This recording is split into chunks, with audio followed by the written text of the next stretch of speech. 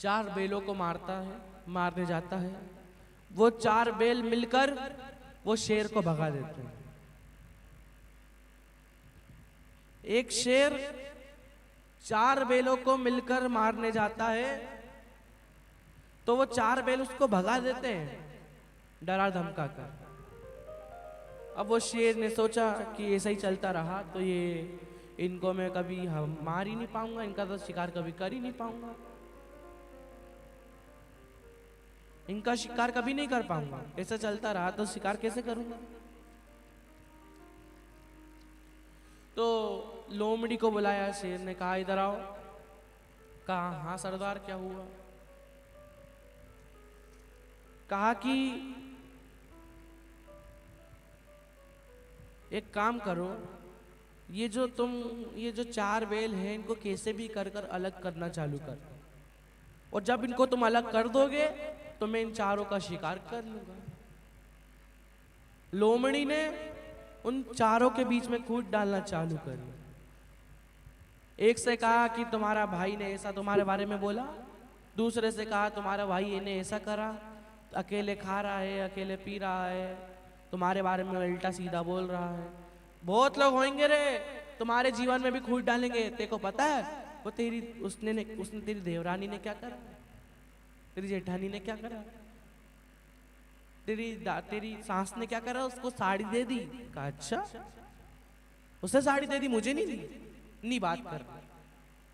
तुझे पता है तेरी सास ने उसे चूड़ा दे दिया। कहा अच्छा उसे चूड़ा दे दिया, मुझे नहीं दिया, बात नहीं कर। भाइयों के बीच में संबंध बिगाड़ने का प्रयास करेंगे। वो तेरा भाई तो ऊपर चढ़ते जा रहा है लेकिन तू तो कुछ कर ही नहीं रहा है। तेरा भाई ऊपर बढ़ता जा रहा है, तू तो कुछ कर ही नहीं रहा।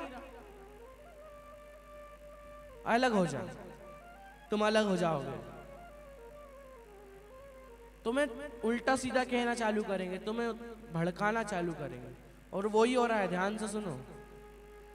कूद डालना चालू करी, भड़काना चालू करा, कहा उसने ऐसा बोला, उसने ऐसा बोला, उसने ऐसा बोला। चारों भाई अलग हो गए। शेर ने पहले बैल को मार दिया, दूसरे बैल को भी मार दिया, तीसरे बैल को भी मार दिया, और चौथे बैल को जैसे ही मारने जा रहा था उतनी देर में शेर ने कहा तुझे पता है आज तू मर क्यों रहा है, तुझे पता है आज तू तेरा मरण क्यों हो रहा है। कहा क्यों। जब तुम चारों साथ रहते थे, जब तुम चारों एक दूसरे के साथ रहते थे तो मुझे तुम्हें मारना बहुत मुश्किल था, तुम मुझे मार के भगा देते थे। लेकिन आज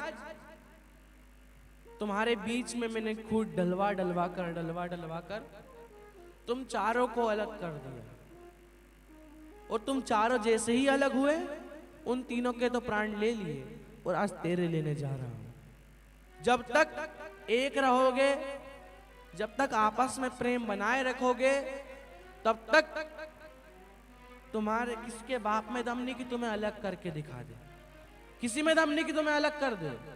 लेकिन जब तुम टूटना चालू होगे, जब तुम बिखरना चालू होगे, तो अपने आप लोग तुम्हें, अपने आप तुम्हारा जो सम्मान है, तुम्हारी प्रतिष्ठा है, वो घटना चालू हो जाएगी। और ये बात परिवार की नहीं है, ये बात हिंदू समाज की है। आजकल लोग एक दूसरे में ही दोष देख रहे हैं। हिंदू के ही में ही दोष देख रहा है कि इसने ऐसा कर दिया, उसने वैसा कर दिया, ये उसका।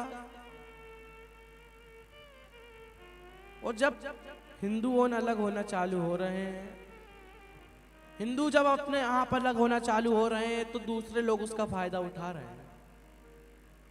लोग कहते हैं कि भगवान को अगरबत्ती मत चढ़ाओ, अगरबत्ती मत लगाओ। लोग कहते हैं भगवान को अगरबत्ती मत लगाओ क्योंकि उसमें बांस होती है। लोग कहते हैं कि भगवान को अगरबत्ती इसलिए नहीं लगाना चाहिए क्योंकि उसमें बांस होती है। अब लोग इसमें भी वो देख रहे हैं गलत। हो सकता है कि ये तुम्हें अगरबत्ती छोड़कर मोमबत्ती पकड़ाना चाह रहे हो, तो इसलिए अगरबत्ती मत छोड़ो, क्योंकि अगरबत्ती नहीं लगानी तो धूप बत्ती तो है, धूप बत्ती तो लगा। लेकिन लोग छोटी छोटी बातों में आकर, छोटी छोटी कुछ गलत बातों में आकर उस पर विश्वास कर लेते हैं। भगवान की तपस्या करना, भगवान का नाम जाप करना छोड़ देते हैं, भगवान को एक लोटा जल चढ़ाना छोड़ देते हैं। 3 महीने में भगवान ने नहीं सुनी, भगवान को एक लोटा जल चढ़ाना छोड़ दिया। भगवान ने 1 साल में नहीं छोड़ी, भगवान ने 1 साल में नहीं सुनी, भगवान को जल चढ़ाना छोड़ दिया। फिर वही बात, रसगुल्ला हाथ में भी था, मुंह तक पहुंच ही गया था, लेकिन फिर कहीं से आवाज आई कि रसगुल्ले में नमक है, रसगुल्ला नीचे रख दिया। बस किसी की बात में ना आए, अपने दिल की सुने। आपको लगे ये सही है तो उस पर विश्वास करें, आपको लगे कि ये गलत है तो उस पर विश्वास ना करें। लोगों का काम है सबको अलग करना, और हमारा काम है सबको जोड़ कर रखना। हमारा काम है सबको जोड़ कर रखना। हमारे बीच विराजमान अक्का दीदी और विद्या वामदेव जी महाराज से निवेदन है कि वो